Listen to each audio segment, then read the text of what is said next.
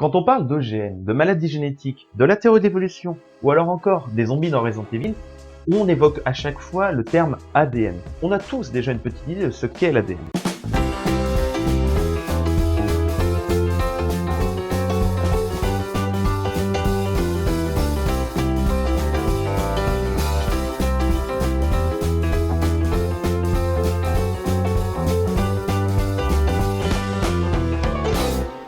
Le plus souvent, on sait que l'ADN se trouve dans nos cellules sous forme de chromosomes et que toutes nos cellules possèdent le même ADN. Et si vous ne le savez pas, maintenant vous le savez. On sait également que la moitié de notre ADN provient de notre mère et que l'autre moitié de notre ADN provient de notre père. Généralement, on sait que notre ADN code pour l'ensemble de nos caractères. Mais ça veut dire quoi en fait concrètement? À quoi sert l'ADN? Pour comprendre à quoi sert l'ADN, il est important de comprendre les bases du fonctionnement des cellules. En effet, tous les organismes, tels que les humains, qui sont des organismes animaux, ou alors les végétaux, sont composés de milliards et de milliards de cellules. Et chaque cellule a une fonction bien précise dans le reste de l'organisme. Par exemple, les cellules musculaires ont pour fonction de se contracter, et c'est ce qui permet à l'organisme de se mettre en mouvement. D'autres cellules, les cellules nerveuses en l'occurrence, ont pour fonction de transmettre des informations du cerveau jusqu'au muscle afin de lui indiquer de se contracter ou non. Pour que le muscle se contracte, il lui faut également de l'oxygène, et ça c'est le rôle des cellules du sang qui vont apporter l'oxygène dans le reste de l'organisme. Les cellules sont des espèces de petits sacs de formes variées qui sont délimités par une membrane. Cette membrane va faire la frontière entre l'extérieur de la cellule et l'intérieur de la cellule. À l'intérieur de la cellule, on retrouve un liquide qui est bourré de molécules complexes qui passent leur temps à interagir les unes avec les autres. Et justement, c'est cette interaction entre molécules complexes qui permet à la cellule dans son ensemble de fonctionner. Parmi toutes ces molécules qui interagissent, il y en a un type en particulier qui va nous intéresser, ce sont les protéines. Les protéines, on peut considérer que ce sont d'espèces de petites machines moléculaires capables d'exercer une action. Ces protéines sont très diversifiées et chaque type de protéine est capable d'exercer une fonction particulière. Par exemple, dans la cellule musculaire, on retrouve deux grands types de protéines, l'actine et la myosine, qui vont s'assembler ensemble pour former une structure très complexe qu'on appelle sarcomère. Le sarcomère est capable, en présence d'énergie, de se raccourcir, de coulisser. En fait, l'actine et la myosine vont interagir l'une avec l'autre pour que le sarcomère se raccourcisse. Lorsque le sarcomère se raccourcit, la cellule musculaire va se raccourcir aussi, et l'ensemble des cellules musculaires qui se raccourcissent va permettre aux muscles de se contracter. L'organisme va pouvoir bouger grâce à ce mécanisme. Et tout ça, ça se fait par le biais des deux protéines, actine et myosine. Ce sont là des exemples parmi des milliers d'autres du fonctionnement des cellules par le biais de ces protéines. En résumé, notre organisme fonctionne parce que les cellules interagissent entre elles par le biais de petites machines moléculaires que l'on appelle protéines.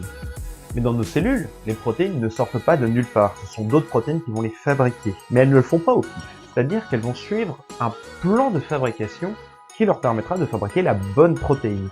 Et c'est justement là la fonction de l'ADN. L'ADN contient les plans de fabrication des protéines, c'est ce qu'on appelle un gène. On dit que l'ADN code pour les protéines de l'organisme. L'ADN, c'est cette grosse molécule en double hélice qu'on a tous déjà vu en représentation et qui va former les chromosomes. Ces chromosomes, on les retrouve enfermés dans le noyau de nos cellules. Cette double ADN est composée de deux chaînes appariées de toutes petites molécules que l'on appelle nucléotides. On dénombre 4 de ces nucléotides dans notre ADN, A, T, C et G. Les gènes sont des séquences particulières de ces nucléotides, une suite de A, T, C et G qui va correspondre à un plan de fabrication de protéines. Ainsi, dans nos cellules, certaines protéines sont capables de lire ces fameux plans de fabrication de protéines, c'est-à-dire les gènes, et de fabriquer une protéine en suivant les instructions qui sont codées dans la séquence de nucléotides. Mais en réalité, c'est beaucoup plus complexe que ça. Le mécanisme exact de production de protéines passe déjà par une étape de photocopie temporaire de l'ADN, c'est ce qu'on appelle la transcription. Lors de cette étape, certaines protéines vont en fait faire une réplique de la séquence d'ADN avec une molécule qui leur ressemble beaucoup, que l'on appelle ARN. La séquence de nucléotides qui composera cet ARN sera exactement la même que la séquence de nucléotides qui compose l'ADN, à ceci près que tous les T de l'ADN seront remplacés par des U dans l'ARN. Cet ARN va être lu par d'autres protéines qui vont le traduire en une protéine. C'est ce qu'on appelle l'étape de traduction. Une analogie possible de la synthèse des protéines est d'imaginer que nous voulons faire un gâteau. On va dire que le gâteau est l'analogie de la protéine, à partir d'une recette que l'on retrouve dans la page d'un livre. On va dire que le livre est l'analogie de l'ADN et que la page du livre qui nous intéresse, c'est l'analogie du gène. Dans notre cas, on ne peut pas ramener le livre chez soi pour pouvoir cuisiner. Donc on photocopie la page qui nous intéresse, c'est l'étape de transcription. La photocopie est l'analogie de l'ARN. Ensuite, on va pouvoir travailler à partir de cette photocopie pour réaliser notre gâteau. C'est l'étape de traduction. Et voilà. Mais en réalité, tous nos gènes ne codent pas pour des protéines. Certains vont juste coder pour des ARN qui vont être impliqués dans la fabrication des protéines ou alors dans la régulation de la fabrication des protéines. Ces ARN ne vont pas être traduits en protéines. En résumé, nos cellules fabriquent des protéines. Ces protéines permettent à la cellule de fonctionner et d'interagir avec les autres cellules. Toutes ces cellules interagissant les unes avec les autres vont faire fonctionner l'organisme dans son intégralité. Et c'est pour ça, en fait, que l'ADN va coder pour nos caractères via l'intermédiaire de ces protéines. Pour rappel, notre ADN provient pour la moitié de notre mère et pour l'autre moitié de notre père. Cet ADN est transmis de génération en génération, c'est-à-dire qu'il va être recopié et transmis à la descendance. Cependant, quand l'ADN est recopié, il se peut que des erreurs aient lieu, des erreurs qu'on appelle mutations. Les mutations sont des modifications de la séquence nucléotique qui compose l'ADN. Et pour rappel, un gène, c'est-à-dire un plan de fabrication de protéines, est une séquence bien particulière de nucléotides. Si une modification de l'ADN, c'est-à-dire une mutation, a lieu dans un gène, alors on va pouvoir avoir une modification de la fonction de la protéine ou alors de l'expression de la protéine, ce qui peut avoir un impact sur l'organisme porteur de cette mutation. C'est notamment le cas des maladies génétiques. Prenons un exemple concret. La myopathie de Duchenne est une maladie génétique liée à la mutation dans un gène codant pour une protéine que l'on appelle dystrophine. Cette dystrophine ne va pas pouvoir être exprimée correctement.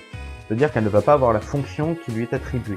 Le gros problème, c'est que les cellules musculaires ont besoin de cette protéine pour pouvoir garder leur intégrité. Alors les personnes porteuses de cette mutation, c'est-à-dire atteintes de cette maladie génétique, vont avoir des muscles très fragiles qui vont pouvoir se détériorer très rapidement. Il faut également savoir que les mutations sont à la base des mécanismes de l'évolution en servant de carburant à l'évolution, étant donné que les mutations de l'ADN vont modifier les caractères des organismes. Et ça, on en parlera une autre fois. Ce qu'il faut juste comprendre, c'est que les mutations ne sont pas forcément toutes responsables de maladies. On pourrait s'arrêter là sur le sujet, étant donné qu'on a répondu à la question « À quoi sert l'ADN ?» Cependant, très souvent, on peut lire sur internet des trucs du genre « Seulement 1,5% de notre ADN est codant, le reste ne sert à rien. » Ou alors « 98,5% de notre ADN, c'est de l'ADN poubelle, dont on ne sait rien. » Ce qui est tout à fait juste, c'est de dire qu'il n'y a qu'une toute petite partie de notre ADN qui est codant, qui code pour de la protéine. Cependant, ce qui est totalement faux, c'est de dire que le reste ne sert à rien, ou alors à une origine totalement inconnue.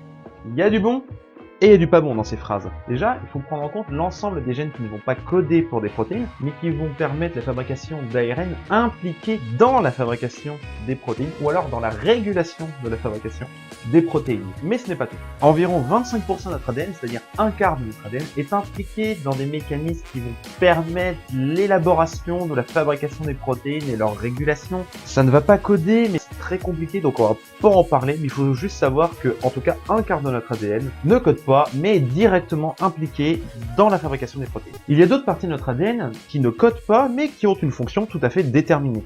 Les télomères, par exemple, sont des morceaux d'ADN situés à l'extrémité des chromosomes qui vont les protéger de la dégradation. D'autres morceaux de notre ADN n'ont pas de fonction pour le moment connue et ont une origine plus ou moins déterminée. Une grosse partie de notre ADN est ce que l'on appelle des éléments mobiles de l'ADN. Ça leur représente environ 45% de notre ADN et ce sont des morceaux d'ADN qui sont capables de bouger, soit en faisant des copier-coller ou alors des couper-coller au sein de notre ADN. Chez l'homme, ces éléments mobiles sont en très grande majorité maintenant inactifs, c'est-à-dire incapables de bouger. Cependant, ils étaient encore actifs dans le passé. Chez d'autres organismes, ces éléments mobiles sont encore actifs, c'est-à-dire qu'ils sont encore capables de bouger. Le mouvement de ces éléments mobiles de l'ADN est générateur de mutations. C'est notamment le cas avec le maïs qui peut avoir des grains de différentes couleurs à cause tout simplement du mouvement de ces éléments mobiles. Du coup, les scientifiques pensent très fortement que les éléments mobiles de l'ADN sont en grande partie responsables de l'évolution, ou du moins ont un énorme impact dans l'évolution des organismes. Ces éléments mobiles de l'ADN se comportent au final comme des espèces de parasites moléculaires de notre ADN, pouvant à la fois être générateurs de mutations potentiellement délétères, mais également générateurs de mutations qui vont avoir un énorme impact dans l'évolution des organismes. On pense que peut-être une partie de ces éléments mobiles de l'ADN, environ 10%, seraient en fait d'anciens virus qui se sont intégrés dans notre ADN et qui seraient restés bloqués après mutation. Aussi, chez les organismes, les proportions d'ADN codant et non codant va assez facilement varier. Par exemple, chez les plantes à fleurs, la proportion d'éléments mobiles de l'ADN dépasse assez facilement les 70% de l'ADN total, alors que chez nous c'est 46%. Ce qu'il faut piger, c'est que l'ADN sert de plan de fabrication des protéines. C'est là sa fonction principale. Mais ce n'est pas tout. L'ADN permet également de réguler l'expression de ces mêmes protéines. C'est là aussi une de ses fonctions principales. Mais on sait également que la moitié de notre ADN correspond à ce qu'on appelle des éléments mobiles de l'ADN. Parasites moléculaires qui n'ont pas forcément de fonction dans la cellule, mais qui peuvent avoir un impact dans l'évolution des organes. Une autre part de l'ADN a pour le moment une fonction totalement inconnue, s'il y a une fonction associée à cet ADN, et des origines plus ou moins compréhensibles. L'ADN se retrouve être quelque chose d'assez complexe et bordélique, où on retrouve un mélange de plein de trucs d'origines différentes et aux fonctions différentes. Et qui sait ce qu'on va découvrir prochainement? Certains risquent de tiquer en entendant la phrase « l'ADN fait de nous ce que nous sommes » et auront en tête le mot épigénétique, et ils auront raison.